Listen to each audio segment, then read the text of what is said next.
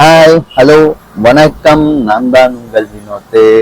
நேற்று மேட்சை பார்த்தீங்களா? எஸ்ஆர்ஹெச் விசஸ் கேகேஆர் ரொம்ப நாள் கட்சி பழைய ஃபார்முக்கு வந்த மாதிரி அடிச்சிருக்காங்க. கரெக்டா 200 அடிச்சிருக்காங்க. எஸ்ஆர்ஹெச் எப்பயுமே 200+ அடிக்கிற ஒரு டீம் நேற்று 120க்கு பிளாஸ்டட். போன வருஷம் எஸ்ஆர்ஹெச் கேகேஆர் கூட ஸ்ட்ரகிள் பண்ணிட்டு இருக்காங்க. அதே தான் இந்த வருஷமும் கண்டினியூ ஆயிருக்கு. லாஸ்ட் பிளேஸ்ல இருந்த கேகேஆர் இப்ப 4th to 5th பிளேஸ்க்கு மூவ் ஆன் ஆயிருக்காங்க. எஸ்ஆர்ஹெச் என்னன்னு தெரியல, இந்த வருஷம் தொடர்ந்து 3 மேட்ச் டக்குன்னு அவுட் ஆயிட்டு போயிட்டு இருக்காங்க.